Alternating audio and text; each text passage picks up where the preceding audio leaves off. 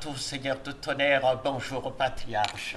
Bonjour, cher Kabwanga, À tous, directeur. Seigneur, tout tonnerre, dit-on, ça fait longtemps que nous nous sommes rencontrés dans ce studio sur ce plateau. Ben, ça a pris, dit-on, comment se porte la santé? Très bien, je souhaitais qu'il en soit pareil pour vous. Mais nous sommes fils de ce pays, nous y restons attachés. Toujours attaché. Vous Oui. revenez, mais les communs des mortels, les observateurs bien avertis s'interrogent, ils disent, ben, écoutez, Messieurs Benjamin Kabwanga, Bukasachina, vous êtes toujours avec le patriarche, vous l'avez eu ou à quelle occasion, mais vous posez la question, il fait qu'il se rajeunir, tout ça, quel est ton secret? Mon secret, vieillir, c'est vouloir, hein, puisque c'est un état d'esprit. Un état Nous d'esprit. vieillissons toujours, mais il y a de quoi repousser la vieillesse. Dans la mesure où on se comporte très bien. Voilà.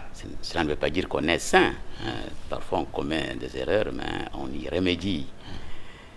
Et puis on est tout le temps souriant. Et on supporte les coups, les contre-coups. Voilà le secret qui échappe à beaucoup de On gens. supporte les contre-coups. Oui.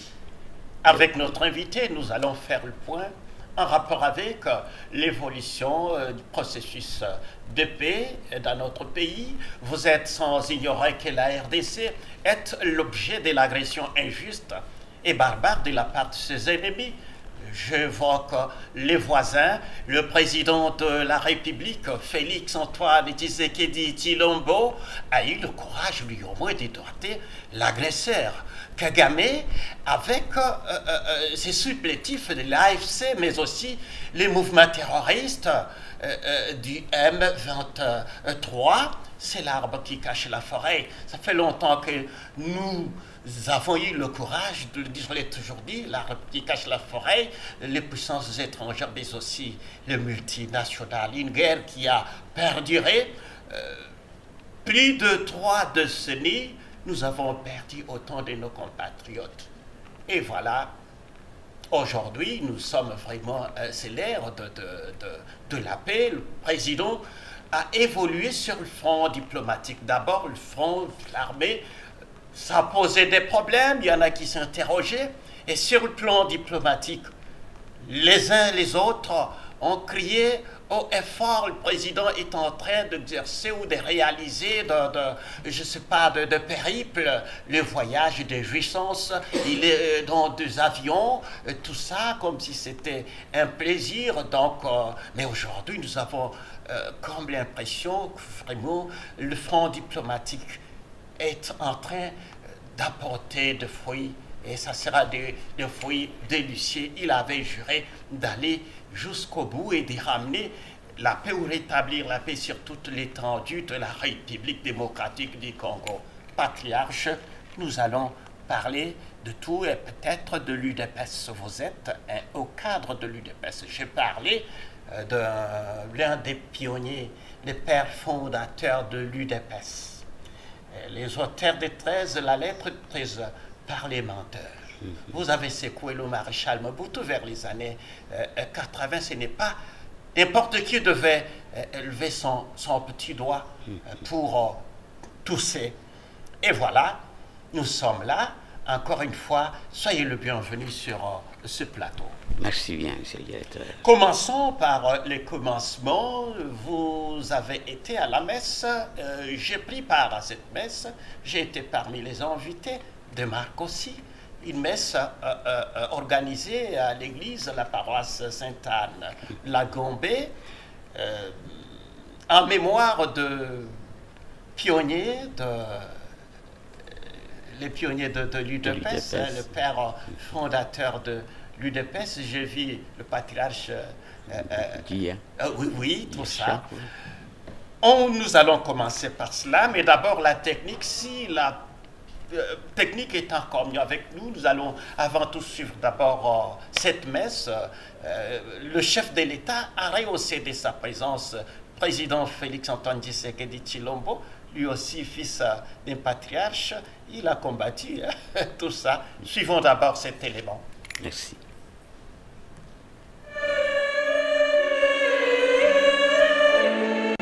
Leur lutte n'a pas été vaine pour l'établissement du système démocratique et la défense du droit des citoyens, malgré les défis et obstacles du pouvoir autoritaire depuis Maréchal Mobutu.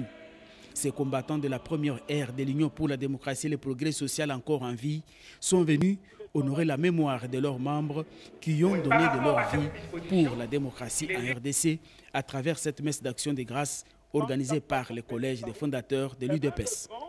Invité de marque, Félix Antoine Tshisekedi Tshilombo, président de la République et fils d'Étienne Tshisekedi, l'un des fondateurs de l'UDPS. À son entrée, l'enthousiasme est total.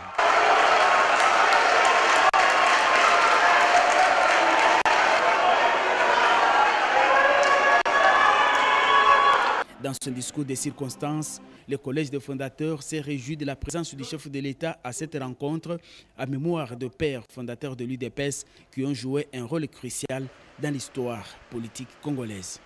Prenait la parole à son tour, Félix Tshisekedi a loué les efforts de 13 parlementaires qui ont créé l'UDPS, devenue aujourd'hui toute une école.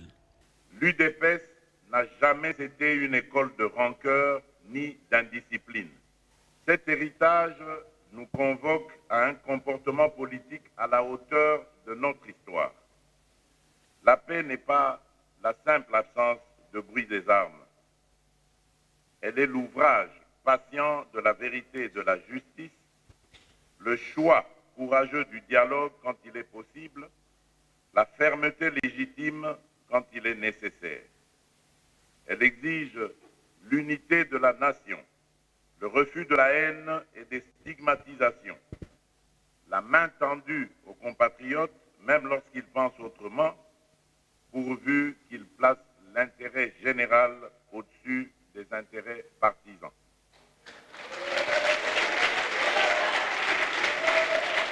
Le chef de l'État a demandé d'observer une minute de recueillement à mémoire des 13 parlementaires décédés. Tout s'est clôturé dans une ambiance de famille.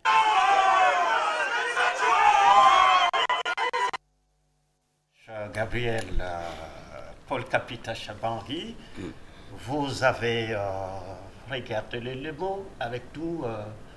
Quelle est votre réaction à chaud? Oh là là. Cette cérémonie aurait dû être célébrée il y a longtemps. Mais les contretemps et les imprévus ne l'avaient pas permis. Les imprévus. Mieux vaut la fin d'une chose que son commencement. Vraiment, vraiment. Nous avons enfin honoré la mémoire de tous les martyrs en général, parmi lesquels les pionniers, les cofondateurs et les 13 parlementaires fondateurs originaires de l'UDPS. Il faut savoir honorer ses ancêtres, puisqu'ils sont devenus nos ancêtres. Parce que la connexion entre les vivants et les morts, elle est évidente. Elle a de l'impact sur notre parcours sur Terre. Nous nous sommes acquittés de ce devoir. Et nous pensons pouvoir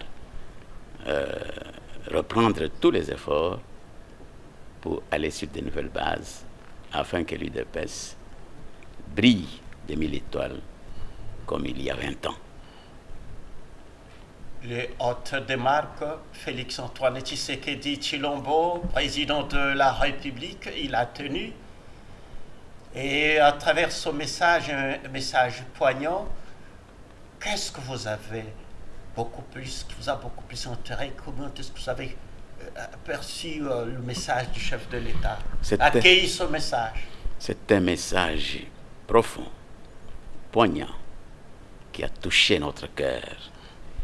À travers son message, il a convaincu non pas seulement ses concitoyens, mais le monde entier à travers son message que c'est un fils de l'un des 13 fondateurs de l'UDPS et son cœur était touché à l'occasion de cette cérémonie puisqu'il revoyait son père.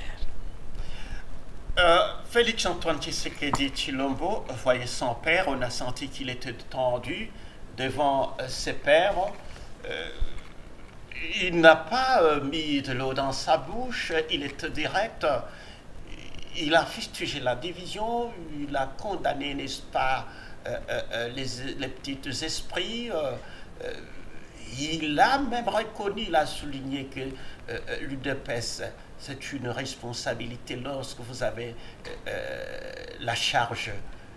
Et aujourd'hui, nous parlons de l'UDPS avec ce que cette rencontre ou cette messe, peut-on confirmer sans crainte d'être contredit que l'ère est à l'unité et qu'effectivement on tourne vers, n'est-ce pas, la nouvel avènement ou la marche, l'UDPS. C'est une évidence, c'est une réalité. Ne dit-on pas, l'union fait la force. Il y a eu des guerres, il y a eu des situations assez délicates qui nous ont affectés, mais il a fallu cette date pour pouvoir repartir sur de nouvelles bases. Oui, l'UDPS est unique. L'UDPS compte parmi les vrais partis que ce pays a connus. Je ne dirais pas notamment, il y a eu dans ce pays le MNC, Mouvement National Congolais de Patrice Emery Lumumba, un héros, un phénomène. Cet homme était, moi je ne l'ai jamais vu comme ça physiquement, mais quand il m'arrive de lire ce qui revenait de sa pensée, c'est quelqu'un qui était né savant. Il est des savants qui naissent savants, sans avoir fait beaucoup d'études. Mais revenons à Jésus-Christ, que nous adorons. Il avait été dans quelle école? Mais il y a des phénomènes comme ça sur cette terre. Après le MNC, une parenthèse, la CONACO, qui a eu la durée, une petite durée. Et enfin, l'UDPS. À telle enseigne que dans ce pays, le MNC et l'UDPS, on y pensera longtemps. Je ne peux pas faire allusion à ce qui se passe aujourd'hui par rapport au nombre de partis politiques. Ça dépasse tout esprit averti et tout homme responsable sur le plan politique. Notre pays a besoin de sa reconstruction dans l'union, dans l'unité et dans le respect de chacun des concitoyens. En son temps, vers les années 80, l'UDPS faisait trembler l'ennemi et pacifiquement, nous l'avons vécu. Vous êtes l'un de 13 parlementaires ayant défié le maréchal Mobutu. Et quand l'UDPS revendiquait, on sentait qu'effectivement, il y a un parti de l'opposition. Aujourd'hui, les observateurs bien avertis estiment que l'UDPS est demeuré une coquille vide. Je ne voudrais pas, c'est pas moi qui le confirme, c'est un parti qui est vraiment avec ce qui se passe en son sein. Il y a le zèle et le président c'est Bassel. Au moment où l'UDPS est aux affaires, une trentaine d'années, 37, 38 ans d'années dans l'opposition, et le pouvoir est là. On a comme l'impression que c'est le président Tshisekedi qui est celle abandonnée par les siens. Au moment où il faut conjuguer les efforts, il faut se mettre ensemble pour combattre, pour accompagner le président, eh bien, il y a les uns au nord, les autres au sud, tout ça, dans sens divers. Quel serait, selon vous, à travers le message du président en tant que patriarche, avec les autres, la solution douane pour essayer un peu de mettre tout le monde ensemble pour continuer la lutte et accompagner le président à la victoire finale? Très bonne question. Un parti politique est un mouvement qui est assis sur deux principes. une doctrine et une idéologie. La doctrine de l'UDPS est censée être connue par tous.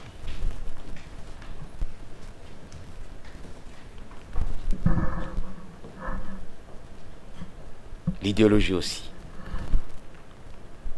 Mais aujourd'hui, vous l'avez souligné, monsieur le directeur, depuis 10 ans, bientôt 10 ans, l'UDPS comme parti politique était séquestré. Mais l'avènement de Félix Tshilombo Tshisekedi nous paraissait, à juste titre, comme un signe avant-coureur à l'unification de ce parti. Lorsqu'il nous avait reçus l'année passée, il avait reçu les 4 survivants de 13. Lesquels? Notre doyen, Dia Charles, Lusanga François, Oui, François. Protelumbu Maloba, et moi-même, Paul Gabriel Kapte Chabang, avec nos épouses.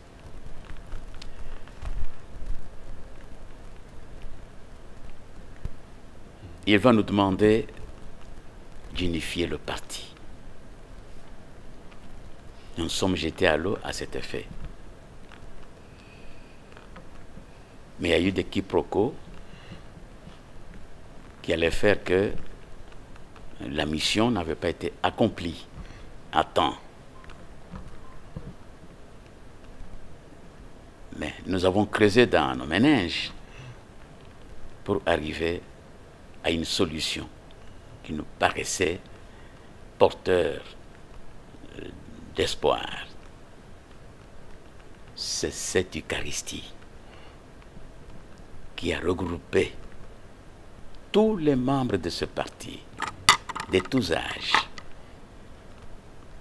Un grand signal, un appel à l'union. Un signal fort. Un signal fort, quelles que soient les guerres. Cette Eucharistie, je ne dirais pas, je pense, cette Eucharistie a certainement réhabilité l'UDPS en tant que parti, l'UDPS, Union pour la démocratie et le progrès social, parti dont les fondateurs étaient des députés élus, réellement élus, sans que ces derniers aient eu à donner une bouteille de vin, une bouteille de bière aux électeurs. Bien au contraire, c'est les électeurs qui nous donnaient la bière, les électeurs qui nous donnaient des sous, tenaient bon à aller défendre notre cause. Nous avons assez souffert. Donc si nous sommes arrivés à tenir bon, si nous sommes arrivés à affaiblir le président Mobutu, c'est grâce à la bénédiction de notre peuple par le biais de nos ancêtres. Et le vote qui nous avait porté au Parlement avait produit ces effets qui sont vécus par notre peuple. Tout à fait.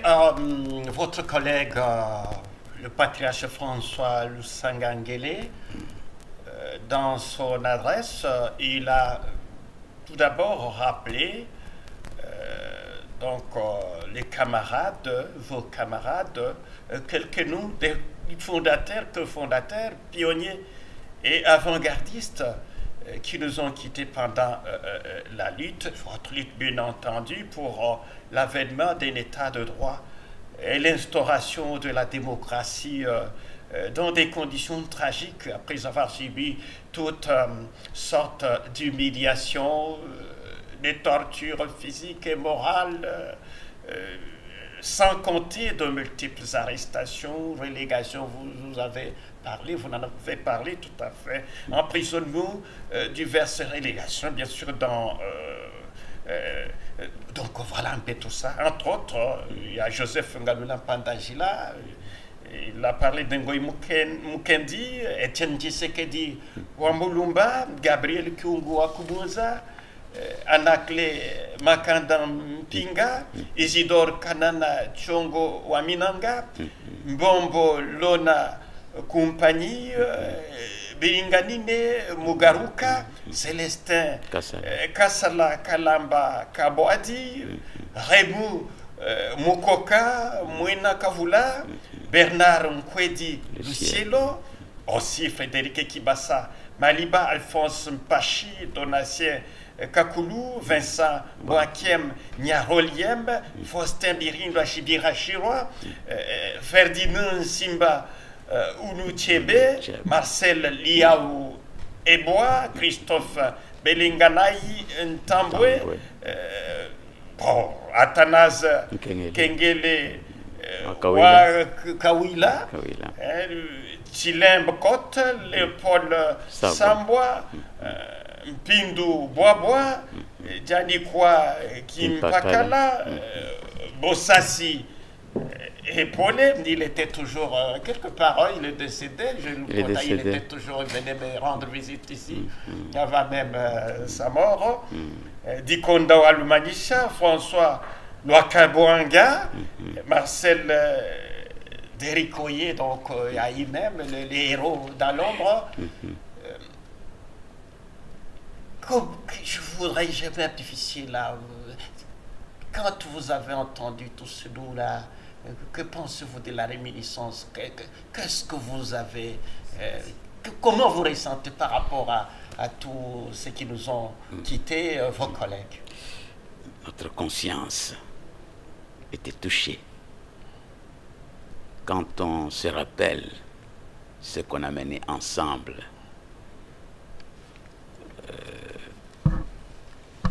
Dans la cohésion totale, ça touche le cœur. La réminiscence. Oui, la réminiscence. Oui. Et ça n'a pas été facile, c'est pas facile. Non, ça a touché le cœur de chacun. Et ça vous permet de vous revigorer afin de reprendre la lutte et arriver jusqu'au bout de manière à laisser aux générations futures de la continuer. Parce que ce sont les bases solides que nous construisons pour servir de référence à la génération future. À la génération future, Gabriel Kapita, Paul Kapita Jabangui, nous allons quitter ce chapitre momentanément. C'était d'abord un rappel. Nous ne devrions pas entamer cette émission sans pour autant aborder cette messe d'action de grâce organisée en mémoire de ceux qui se sont battus pour la démocratie, entre autres vous-même, à tout seigneur, tout honneur, dit-on. Les plus heureux, ce sont nous autres. Et les jeunes qui, en train de vous suivre, doivent être heureux. Vous êtes restés à compter du bout des doigts. Et dans la messe, je vis vraiment de figures de tous patriotes et combattants, combattantes déjà affaiblis. Et voilà.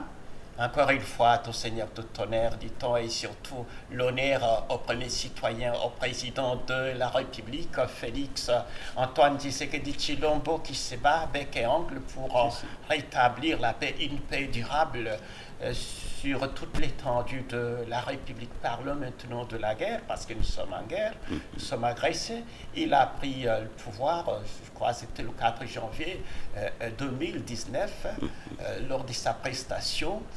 Donc son avènement aux affaires depuis lors, Tshisekedi n'est pas vraiment libre, toujours piégé, tout ça, il n'arrive pas à travailler.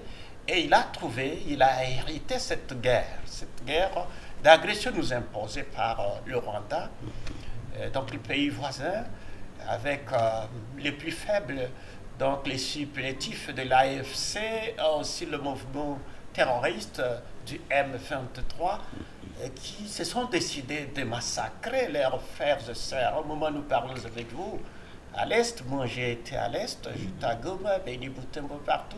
À Kamango, partout, c'est pas facile. Il y a les enfants, il y a les hommes, tout ça, les victimes massacrées, les innocents. Et voilà, Tshisekedi a pris la décision, il s'est dit, moi, qu'il pleuve ou qu'il neige, la paix, une paix durable, j'irai partout où nous parlons paix. Et c'est l'avènement des accords d'abord de Washington. À Washington, c'était les deux ministres en charge des affaires étrangères, la nôtre, la dame de fer Thérèse Kayukwamba, avec son homologue rwandais. Et puis nous parlons de Doha. Vous êtes en train de suivre ce qui se passe aujourd'hui. Je voudrais d'abord, avant de parler des accords, quel est votre point par rapport à cette guerre d'agression? Cette guerre d'agression n'est pas une guerre normale. Ce que nous voyons portant les armes et tout ça, ce sont les nègres de service. Les gens qui sont prêts à trahir, les gens qui se comportent comme des non-êtres humains. Parce qu'un être humain a deux dimensions essentielles, le corps et la divinité, Voilà. ou l'esprit. Ils semblent oublier qu'ils sont en train de jeter l'opprobre sur leur procréation. Attaquer un pays qui vous a donné du lait, un pays qui vous a instruit, un pays qui vous a habillé, un pays qui vous a offert tout, le faire pour le compte des tiers, et les tiers qui sont au-delà de l'océan. C'est faire preuve de bestialité à un degré le plus élevé. C'est quand on rend un mauvais service à celui qui vous a nourri, c'est lui qui vous a gâté. On creuse sa propre tombe. On crée sa propre tombe. Et on ouvre les portes de l'enfer. Le Congo ne mérite pas ce qu'il est en train de vivre. Notre peuple, encore moins. Nous qui avions étudié avec ceux qui nous font la guerre aujourd'hui, je l'ai dit dans une émission, dans une avant-dernière émission, Voilà. notre calvaire, le calvaire qui évite du sommeil au président de la République, j'ai pitié de lui, mais il est en même temps digne de respect et d'admiration parce qu'il a fait preuve de beaucoup de stratégies auxquelles moi je ne m'attendais pas. Le calvaire qui produit des effets maléfiques aujourd'hui, des effets dangereux à l'encontre de notre peuple, à son début, il faudrait que l'actuelle génération se le mette en tête. Je le répète, à l'intention de l'actuelle génération. Maître Gérard Kamando Kamanda n'était pas n'importe quel universitaire. Kamanda comptait parmi la crème intellectuelle de ce pays. Était le tout premier chef du cabinet chef de l'État. On l'appelait secrétaire général du cabinet chef de l'État, secrétaire général de la présidence de la République. Voilà. Dans le courant de la 3e année, je l'avais déjà dit, je le répète à l'intention de ceux qui n'avaient pas suivi, puisque l'information, quand elle est rendue publique, elle permet aux gens de réfléchir 1000 fois Voilà. et d'aller de l'avant. D'aller de l'avant. Il reçoit un de ses copains. Je l'ai dit aujourd'hui, puisque Kamanda n'est plus. Voilà. Mon cher ami, à l'allure où le président Mobutu opère des ponctions sur le trésor public, je suis inquiet pour l'avenir de ce pays. L'avenir d'Isaïr. Ce n'était pas encore le Zaïre. C'était pas encore Isaïr. C'était encore le Congo. C'était encore le Congo. C'était en 68. Ok. Kamanda venait de faire 3 ans, presque 3 ans, Ouais. en secrétaire général à la présidence de la République. Il l'a dit à son copain de Levanium. Son copain, quand il l'a quitté, il va le dire à son intime. Ce dernier, de telle sorte que, de fil en aiguille, ça va arriver aux oreilles du président Mobutu. Mobutu n'était pas bête. Le président Mobutu était très intelligent, mais par rapport à la gestion financière, ça n'en était pas un. Il voyait loin. Il dit non, non, non, non. Cette pensée venant de la bouche d'un universitaire parfait, il risque de me faire un coup.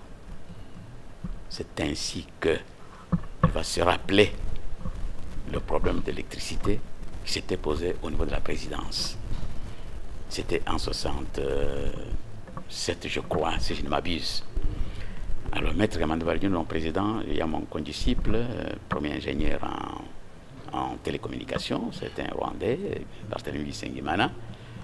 Il est le DG, il est directeur au PTT. Et à l'époque, le directeur général, c'était M. Kikangala Maurice. Voilà.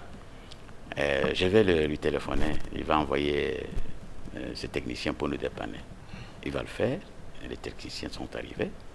Il va les accompagner. Ils ont débloqué la situation. Alors, Kamanda lui dit, président, c'est fait. OK. Ah, fais-moi venir un peu ton copain là. Il amène Bisengimana. Le président dit, ah, ingénieur, félicitations. Le Congo a besoin de gens comme ça. Il est parti. Alors, Mobutu prévenant, il va prendre la décision de se débarrasser de Maître Kamanda. L'affaire, le point de l'OIA arrive, il fallait le président et le secrétaire général. Mobutu malin va appeler Maître Kamanda suite au renseignement qu'il avait eu. C'est que Kamanda avait lâché.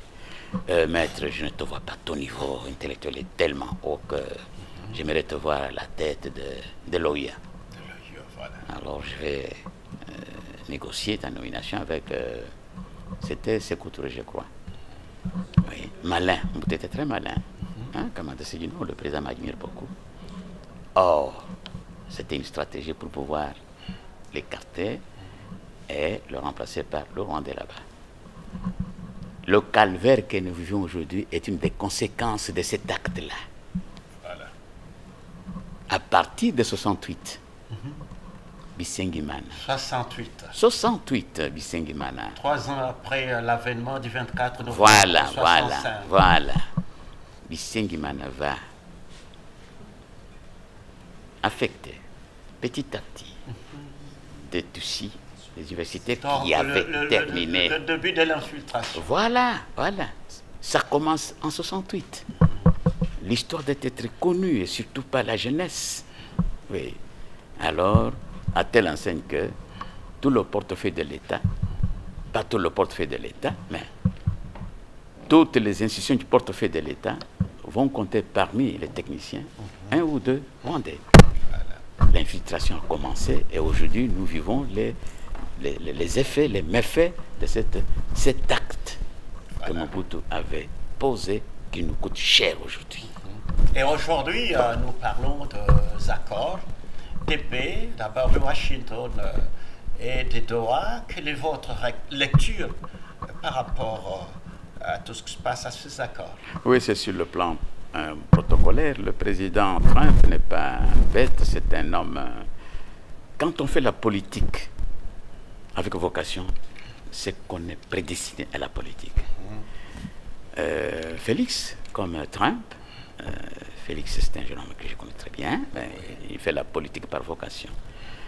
Les coups qu'il est en train de porter à ceux qui nous embêtent, moi je ne m'y attendais pas.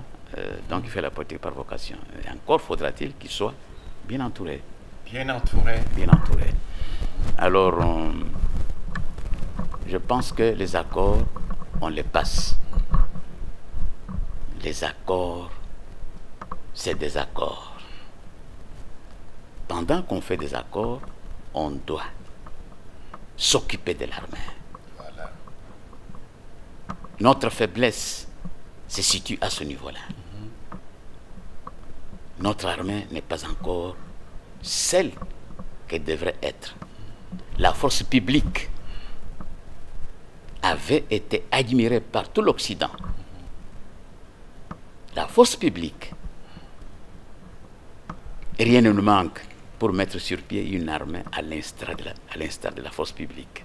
Et nous en avons les moyens. Mais il faudrait d'abord que le président, malgré il est écartelé, j'ajoute, il faudra qu'il revoie un peu son entourage. Autant qu'il se débat, un stratagème éprouvé, autant il doit avoir renforcé son cabinet. Et au même moment, mettre sur pied une armée à l'instar de la force publique sous le commandement belge. Efficace. Dissuasive. Notre armée du temps colonial était réputée, était crainte. Ce qui faisait la fierté des Belges. Rien ne nous manque pour mettre sur pied une armée aussi valable. Il y va, mais que vraiment qu'il s'épanche là-dessus. En même temps qu'il y a des accords, mais en même temps former une armée. Encore, Oui. en même temps qu'il y a les accords, nous parlons des accords. Oui, de des paix, accords, oui, mais de paix. Il faut beaucoup plus se songer, Oui, n'est-ce oui. pas, travailler sur une armée efficace, Efficace. dissuasive. Oui. Tshisekedi a hérité, n'est-ce pas, une armée infiltrée. Infiltré. Un pays infiltré jusqu'à la moelle épinière. Nous, dans des entreprises publiques, vraiment les infiltrations, nous parlons des infiltrations. Dans l'armée, n'en parlons pas. Dans la diplomatie, tous les échelons. Oui. Ce qui n'est pas facile aujourd'hui, il y en a qui estiment, ou soit les observateurs bien avertis estiment qu'effectivement, c'est la main de Dieu. Tshisekedi, c'est un envoyé de Dieu. Voilà. Ça n'a pas été facile d'abord. Tshisekedi aux affaires, il n'a pas eu la majorité pour, n'est-ce pas, bien diriger. Il a failli recourir à la coalition FCC-CACHE. La tâche n'a pas été facile et il avait promis de déboulonner l'ennemi, ce qui a été chose due, chose promise, chose due. Mais aujourd'hui, vraiment, les masques sont en train de tomber. Nous sommes rendus compte qu'effectivement, le président était en danger ou il est en danger. Aujourd'hui, moi et vous, nous sommes en train de se passer. On est en train de dénicher les officiers supérieurs, tout ça, dans la traîtrise, l'infiltration. Donc, ça n'a pas été facile. Mais dites-nous, patriarche, hier encore, le Conseil de sécurité des Nations Unies s'est réuni pour statuer sur le massacre dans la partie nord, toujours au nord. On tue, tout ça, on égorge. Comment est-ce que vous avez encore une fois interprété cette rencontre du Conseil de sécurité des Nations Unies? Pourquoi je pose la question? Parce que les résolutions, il y en a toujours eu. Nous avons la résolution 27, je crois 73. Alors, toujours tout ça de rencontre, mais solution comme telle, ça tarde à venir, décision, tout ça, par rapport à ce qui se passait hier. Nous avons compris que Trump a pris la décision, il est déterminé de pouvoir accompagner notre pays. Comment est-ce que vous avez, vous avez jugé cette rencontre? Nous avons deux problèmes essentiels dans ce pays qui bloquent le succès dans certains secteurs de la vie nationale. Il y a la corruption qui se comporte très bien. Et à tous les niveaux, le président devrait focaliser son attention là-dessus. Il nous revient ceci. Au front, il y a certains fonds qui sont destinés au salaire des soldats, Voilà. qui n'y arrivent pas, qui sont détournés, comme si le pays était dans une situation normale. Nous avons reçu aujourd'hui sur ce plateau un monument, vraiment l'icône. Il s'agit bien de Gabriel Paul Capitaine Chabangui, député honoraire Donc, à l'époque, c'était le commissaire du peuple. C'est l'un de 13 parlementaires et donc les pères fondateurs de l'UDPS. L'UDPS, c'est l'Union pour la démocratie et les progrès sociaux. Avec notre invité, nous sommes en train de faire le point en rapport avec l'évolution du processus de paix dans notre pays.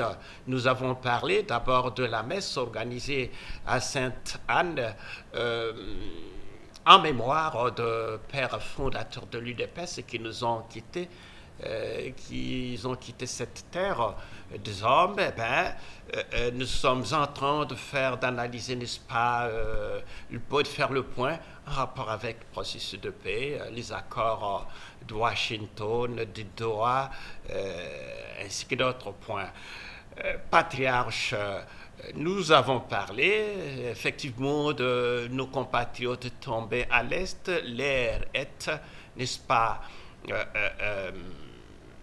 au va-et-vient, tout ça rencontre les accords pour, n'est-ce pas, rétablir la paix dans notre pays. Mais avant cela, suivons d'abord cet élément que nous propose la technique en rapport avec la réunion du Conseil de sécurité des Nations Unies tenue ce vendredi à Washington. Des États-Unis, les membres du Conseil de sécurité des Nations Unies se sont réunis en urgence pour statuer une fois de plus sur la situation sécuritaire dans l'Est de la République démocratique du Congo. Un tableau sombre a été peint dans les zones sous occupation par la coalition AFC M23 avec l'appui avéré du Rwanda par les différents pays membres. La plupart des pays membres ont sollicité plus de sanctions contre les responsables du M23 AFC pour les exactions commises contre les civils dans les zones sous leur contrôle. L'une des attaques les plus odieuses est survenue à Komanda, lorsque des insurgés ont fait irruption dans une église pendant une veillée nocturne et ont ouvert le feu à l'aveugle sur les fidèles, tuant près de 40 personnes, dont des femmes et des enfants. Ces faits sont d'autant plus alarmants qu'ils surviennent en parallèle à des processus de paix récemment convenus, dont les engagements ne sont purement et simplement pas honorés. L'ambassadeur de la RDC auprès des Nations Unies, Zeno Mukongo, n'est pas allé par le dos de la cuillère. On reste préoccupé, à la lumière des récents développements, par la sincérité de l'engagement du Rwanda et de leur supplétif de l'AFC M23 qui s'obstinent à fouler aux pieds leurs engagements au terme de l'accord de paix de Washington et de la déclaration des principes de Doha. Face à ces preuves, la République démocratique du Congo demande au Conseil de renforcer sans délai le régime de sanctions en y inscrivant les commandants de l'AFC M23 et les responsables rwandais, de condamner la transplantation par l'AFC M23 des populations non identifiées sur le territoire congolais. En défendant sa propre résolution 2773, le Conseil protégera les civils, rétablira la crédibilité du processus de paix et imposera enfin la reddition des comptes. De l'avis des observateurs, le Conseil de sécurité des Nations Unies est appelé à prendre à bras-le-corps la question de la détérioration de la situation sécuritaire dans l'Est de la RDC pour qu'une paix durable soit imposée. Patriarche Gabriel Paul Kapita Chabangi, le phénomène libérateur dans notre pays vraiment triste. Ce phénomène a fait beaucoup couler d'encre et de salive, a endeuillé ce pays, ceux qui se disent libérateurs, on ne sait pas pour quelle visée. Nous en avons connu. S'il y a quelqu'un qui se réveille aujourd'hui, je deviens libérateur, vous serez ceci, tout ça, mais elle était en train de tomber. Vous venez de suivre avec nous cet élément de la réunion du Conseil de sécurité des Nations Unies tenue ce vendredi à Washington, en rapport avec les massacres, les tueries dans l'est de la République, on a encore tué. On a tué, voilà, ça a interpellé, n'est-ce pas, la communauté internationale de pouvoir statuer sur tous ces massacres-là. Quelle est votre réaction, votre point de vue? La réalité époustouflante qui nous révolte, c'est que si nous étions l'un des pays du Nord, ce drame n'aurait pas duré autant de temps. On l'aurait arrêté aussitôt possible. Mais ça dure plus de 30 ans. Oui, ça a perduré 3 décennies. Voilà, les gens sont tombés. Voilà. S'il faut comptabiliser, voilà. C'est le massacre, le génocide en quelque sorte. C'est ça. Génocide. On considère les pays du Sud comme des pays aux êtres qui n'ont pas la totalité de leur humanité. Ce que la plupart de nos concitoyens semblent ignorer, c'est que notre pays ici, je le dis pour la 2e ou 3e fois, ou 4e fois, c'est un paradis terrestre. D'autres nations rient sous cap et se moquent de nous parce que nous aurions été, le Congo est capable de financer même les États-Unis d'Amérique. Mais notre problème, c'est que nous sommes un des pays de l'hémisphère sud. C'est que notre terre, notre sol et notre sous-sol comportent, dépasse tous les pays du monde. Mais autant telle est la réalité, autant notre peuple souffre aujourd'hui et vit les conditions infrahumaines.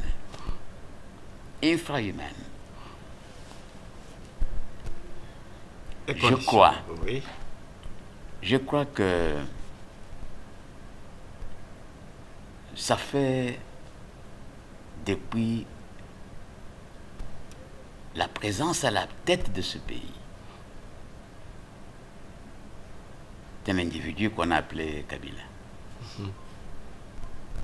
Prenons cela comme repère, que le pire a été vécu et continue d'être vécu dans ce pays. Et cela a réussi avec la complicité de certains de nos concitoyens que nous avions pris pour nos concitoyens, mais des gens qui n'étaient pas congolais et qui semblent avoir les 3/4 du gâteau de notre sol et sous-sol.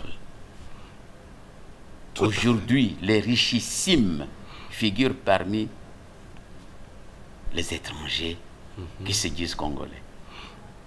Ils n'ont pas de cœur pour le drame que notre peuple vit au jour le jour. Le malheur, hélas, c'est que certains de nos concitoyens qui sont nés des pères et des mères congolais jouent le jeu de sous-homme. Je ne me vante pas. Je ne me suis jamais agenouillé devant personne, si ce n'est devant Dieu.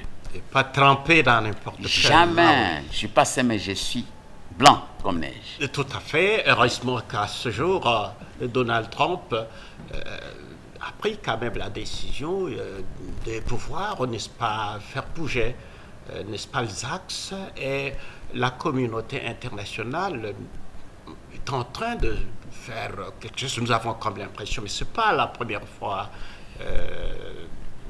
Gabriel Paul Kaputa Chabangui, 3 décennies, nous avons crié, on a crié, nous avons vu ce qui se passe en Ukraine. C'est tout le monde de cette communauté internationale qui se mobilise pour ramener la paix dans ce pays. Mais chez nous, nous avons crié, s'il faut comptabiliser, revient là-dessus, les génocides. Mais aujourd'hui, quand même, bon, comme nous disons, mieux vaut la fin d'une chose que son commencement. Y a-t-il à espérer? Y a-t-il à espérer quand nous savons que nous avons crié, on a crié, il y a eu même des résolutions, je parlais de la résolution, je crois, 27, 73, quelque chose comme ça. Nous sommes capables de changer le cours de l'histoire si nous sommes tous solidaires, conscients d'appartenir à une nation, à un État. Aujourd'hui, tout ce que le président entreprend comme voyage, comme contact, recommande la solidarité de tous les concitoyens. N'est-ce pas que la devise belge, ce petit pays, mais qui est important, l'union fait la force, fait des petits dans les pays du Nord. Chez nous ici, est-ce que nous sommes, tous ceux qui se disent congolais, qui sommes dans les arènes du pouvoir, est-ce que nous sommes solidaires? Le jour, on est congolais. Et la nuit, on est autre chose que congolais. Chauve-souris. Oui, ça c'est d'un des deux. Et c'est là qui révolte.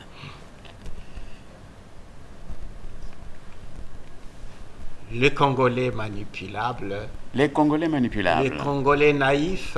Naïfs, il y en a beaucoup. Dites-nous, oui, évidemment, nous amorçons notre anniversaire, cher patriarche Gabriel Paul Capita Chabangui. Vous avez suivi, vous et moi, nous tous sommes en train de suivre ce qui se passe à la toile. Le dialogue, le président de la République est catégorique. Il ne faudrait pas, il le veut bien, mais il faudrait qu'on clarifie les choses. Quand nous savons que dans ce pays, les conciliabules, le dialogue, ça n'a jamais apporté vraiment une solution durable. Nous réclamons, nous crions tout haut, vive dialogue, nous voudrions, et quand on se retrouve, on sait comment ça se termine, c'est le partage du gâteau, et vraiment ça se termine parfois en queue de poisson.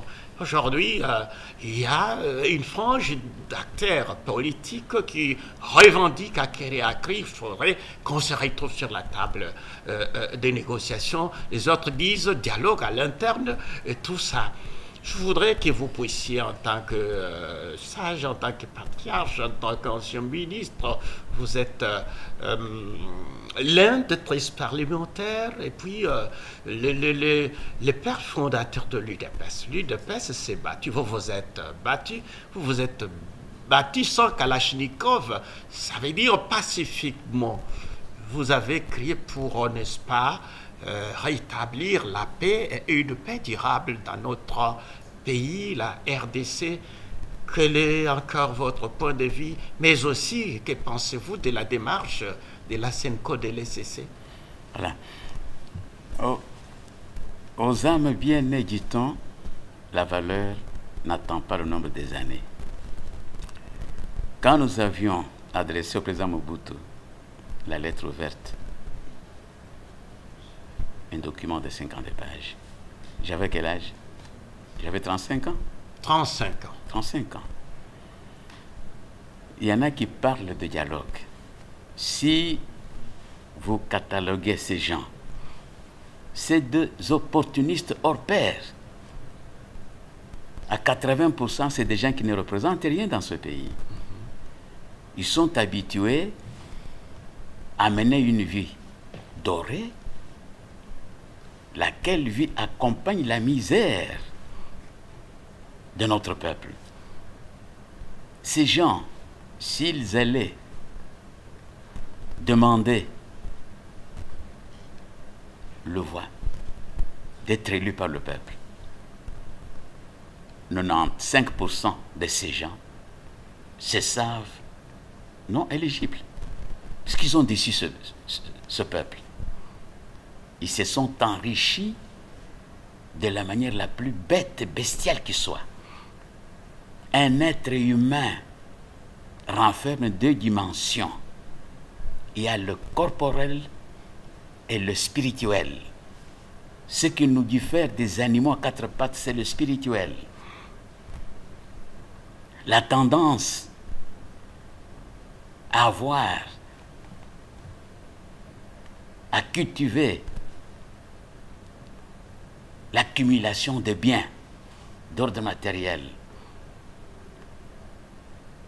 constitue une preuve du taux élevé d'animalité en soi. Il y a des gens qui s'enrichissent de manière la plus exponentielle. Illicitement. Mais ils n'ont pas pitié de notre L'enrichissement peuple. sans cause. Sans cause. Notre tort, et cela, je le répéterai toujours, j'aimerais que le président m'entende sur ce ton. Le tort que nous avons commis, c'est d'avoir privatisé l'exploitation des minéraux. C'est un grand tort. Nous nous sommes donné la corde au cou. Il faudra qu'on mette fin à cette histoire. C'est criminel et c'est bestial. Des individus qui n'ont rien fait pour ce pays. Ils ont des chars automobiles qui transportent des minéraux de toutes sortes. Et ces individus touchent par jour ou par voyage. Et les entreprises publiques sabotées. Oui, des milliards, des centaines de millions. Leur enrichissement accompagne la misère du peuple congolais. Notez ceci. Un couple famélique qui engendre des enfants, le quotient intelligent de ces derniers ne permet pas à ces derniers de terminer facilement l'école secondaire et d'aller dans un institut supérieur ou universitaire. Donc on est en train de contribuer à l'ignorance des filles et fils de ce pays afin de pouvoir les bestialiser, les coloniser, les dominer jusqu'au retour du Christ ici, au retour hier. Et que pensez-vous de la démarche la Senco et les CC? La Senco me gêne. La Senco me... Je suis croyant. Ça te gêne, vous êtes croyant. Ça me gêne. Je ne crois pas. Je ne crois pas. Ce sont les hommes de Dieu. Non, non, non. Nous sommes tous des hommes de Dieu. Lorsqu'on a la soutane, c'est un habit comme le costume. Mais il faut prouver qu'on est serviteur de Dieu de par son comportement, ses faits et gestes et son engagement. Les et la observateurs ténacité. bien avertis Oui. estiment nous avons comme l'impression que c'est un acharnement, un problème entre la Senco, les CC contre le chef de l'État. Mais ce n'est pas l'église au milieu du village, patriarche. Non, monsieur le directeur, mon cher. Mais nous avons connu dans ce pays, il y a quand même des références. Nous avons connu Malou Joseph. Le cardinal Malou le faisait, non pas la fierté des Congolais, c'est le Congolais. Malou, là, à Rome, faisait la fierté de toute l'Afrique noire. L'importance d'un peuple se mesure à travers son élite. Un peuple qui n'a pas d'élite, c'est un peuple prêt pour l'esclavage. Un peuple prêt pour l'esclavage, tout à fait. Oui, oui, tout à fait. Nous allons chuter peut-être par un élément, notamment la question de l'ancien président de la République, Joseph Kabila. Vous avez suivi aussi le procès. Le procès, c'était hier, je crois, si ma mémoire est bonne, c'est depuis longtemps, et hier le verdict est tombé, où la haute cour a tranché, mais bien avant cela, suivons d'abord cet élément que nous propose la technique, et bien après, nous allons aussi nous allons faire un commentaire là-dessus. Vous allez voilà. Prononcé dans le délai légal, premier président de la haute cour militaire et président de Séan, le lieutenant-général Joseph Motombo Katalai a pris la cause en délibéré. Avant cette clôture des débats, les partis civils avaient poursuivi avec leurs conclusions, notamment celles des organisations non gouvernementales. Le lieutenant-général Likoulia Bokoumi, auditeur général, a déroulé son réquisitoire. Comme tous les réquisitoires au pénal, il y a eu la présentation des faits, avec l'établissement des liens entre le prévenu Joseph Kabila Kabange, sénateur à vie, le M23 et le Rwanda. Puis la discussion en droit, rappelant la gravité des crimes et le droit applicable, l'auditeur général est revenu sur les contextes de la commission de ces crimes contre l'humanité, des crimes contre la paix et la sécurité de l'humanité. Des preuves accablantes, s'appuyant sur les rapports du Haut Commissariat aux droits de l'homme, ont été brandis par le ministère public. Pour les infractions de droit commun, les définitions, les éléments constitutifs de chaque infraction et le régime répressif applicable ont été évoqués avant l'analyse faite des preuves crédibles selon le ministère public, citant les aveux des PV de M. Kouba et les interviews de Joseph Kabila Kabange lui-même. S'appuyant sur le code pénal militaire et le code pénal ordinaire, l'auditeur général requiert la peine capitale contre le sénateur à vie Joseph Kabila Kabange, exige son arrestation immédiate et la séquestration de ses biens. Une divergence des vues est tout de même apparue entre le ministère public et les parties civiles sur la qualification de l'infraction portant sur les faits de trahison ou de l'espionnage, selon qu'on est citoyen du pays ou étranger. À ce stade, la haute cour militaire qui s'est forgé sa conviction prononcera en toute responsabilité le verdict. Vous venez de suivre avec moi, n'est-ce pas, le verdict de la haute cour militaire à l'endroit de l'ancien président de la République Kabila.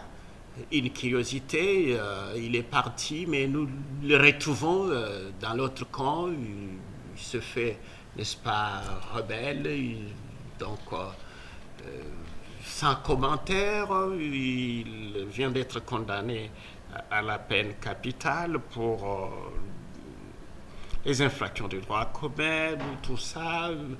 Trahison, vous venez de surveiller tout nous. Comment est-ce que vous jugez ce procès et l'attitude de celui qui s'est dit ancien président ou président honoraire, celui qui a géré ce pays 18 ans d'affilée? Puis répondre. La sentence est légale et légitime. Légal et légitime. C'est cette sentence-là qui devait, que les Congolais attendaient. Elle est juste, elle est légale, elle mérite application. Cet individu, je m'excuse de l'appeler ainsi, est arrivé ici. Nous étions des bourgeois. Et il était comment? Mais il n'avait même pas de chaussures. Ah bon? Il fallait être chrétien pour lui serrer la main. D'où lui vient cette fortune-là? Je répète, le taux élevé d'accumulation des biens chez un individu ou l'autre est un signe éloquent d'une dimension animale. On est plus animal. L'homme est un animal, mais un animal social. Mais quand on devient mammifère, marche à quatre pattes, on ne peut avoir comme comportement que ce comportement-là. L'accumulation exagérée de biens pour acheter le ciel, acheter la terre ou quoi. Des individus comme ça, je me demande s'ils ont toutes les deux dimensions dans l'être humain, corporel et divine. Non, ils ont un taux élevé d'animalité. Ils sont plus animaux qu'êtres humains. Tout à fait, mais créés à l'image de Dieu. Oui, ça c'est votre avis, oui. Peut-être, mais dans son camp, sa famille politique, ses acolytes qualifient ce procès, ce verdict d'une pièce de théâtre. Oui, mais c'est plutôt eux qui jouent une pièce de théâtre. Qu'est-ce que le peuple congolais peut garder comme souvenir de la gestion de ce genre, de cet homme-là et de son entourage? Il se vante, mais comment vous jugez d'abord la gestion de Kabila? Non, c'était 18 ans au pouvoir. C'était une catastrophe. C'est une catastrophe. Mais sillonner le monde entier, Je ne peux pas annoncer la fortune de Trump. C'est un enfant d'un homme d'affaires. Par hygiène politique, je ne peux pas dire ça. Mais Trump est très simple. Très simple. L'éducation. L'éducation, nous allons chuter par là. Patriarche Gabriel Paul Kapita Jabangui, bien avant de vous passer le mot pour le dernier message, je voudrais que vous puissiez d'abord nous dire qu'est-ce que justifie cette attitude de ceux-là que nous qualifions d'intellectuels, parce que derrière cette débat, ce qui se passe, c'est toujours l'intellectuel qui est censé connaître, qui maîtrise, qui a beaucoup fait. Et quand on prend celui-là, vous voyez le président de la République, il est en train de travailler. Une fois aux affaires, il s'est dit, écoutez, je dois faire venir les nôtres, ça veut dire les Congolais des pères et des mères. C'est vrai que nous avons été infiltrés, nous sommes infiltrés jusqu'à la moelle épinière, mais quant à voir même l'entourage, ça veut dire ceux-là qui se disent des pères et des mères, c'est encore piètre, c'est grave, pire que ça. Ils ont pillé, donc la légèreté, tout ça. On a compris que le président Jemine Sel travaille, il est au four et au moulin. Comment vous justifiez cette attitude de ce Congolais? Moi, je comprends tous ces gens-là. Je les comprends très bien. Et flatteur, oui. En train de flatter tout ça, mais je ne sais pas. Vous estimez qu'avec flatterie, nous pouvons faire avancer le pays? Non. On approche plus l'animal à quatre pattes. Mais ils ont aussi la facilité d'obtenir gain de cause. Oui, le monde est ainsi fait. Mais le seul pays où la qualité intellectuelle est prostituée, c'est le Congo. C'est le Congo. Ce n'est pas le fait d'avoir fait l'université ou l'institut supérieur qui fait de soi intellectuel. Intellectuel ou patriote? Non, intellectuel, c'est une qualité. Vous exploitez votre savoir au profit de votre pays. Une solution à un problème qui s'est posé dans la société. Et voilà, nous chutons par là. Quel est votre message que vous avez à ceux qui nous suivent ici à Kinshasa, dans les Congo profonds, et voire même à l'extrémité du globe? Je rappelle que nous sommes captés 5 sur 5 à travers le monde entier. J'emprunte le vocable à Nietzsche, Friedrich Nietzsche, un philosophe de talent allemand. Et il désignait une catégorie d'êtres humains qui ne faisaient pas preuve de leur capacité mentale pour apporter un changement dans le bien à leur société. Il les appelait des singes grimpeurs. Parmi ces singes grimpeurs, il y avait des gens qui avaient étudié, des universitaires, des spécialistes, mais qui se comportaient comme ceux qui appuient, messieurs dont il est question ici, se comportent. Oui. On est intellectuel dans la mesure où on distingue le mal du bien, dans la mesure où on s'attelle à faire dominer le bien, le droit, la justice pour tous. On apporte un plus à sa société pour faire de celle-ci une société habitée par des êtres humains dignes de respect qui font la fierté de leur créateur. Mais si on a eu un diplôme, on est intelligent, d'accord, licence ou graduat ou doctorat, mais qu'en dépit de cela, on n'apporte pas un plus dans le sens du bien à sa société. On ne vaut rien. Le diplôme étant une présomption des connaissances. Voilà. Gabriel Paul Kapita Jabangui, patriarche. C'est ici que s'achève notre émission Franc-Parler Magazine. Sincèrement ravi de vous revoir. Encore une fois, nous vous disons merci, sincèrement merci de votre disponibilité, d'avoir accepté notre invitation. C'est à moi de vous remercier. Tu me connais, moi je ne suis pas flatteur. Tu comptes direct, tu comptes parmi l'élite de ce pays. Toujours moi, je respecte. avec oui, l'élite. Ce n'est pas le fait de porter je le répète, porter le diplôme universitaire qu'on est nécessairement intellectuel, non. On a bloqué par cœur, on a des points, et puis dans la société, on n'apporte rien. On n'apporte rien, mesdames et messieurs, bien chers téléspectateurs, c'est ici que s'achève notre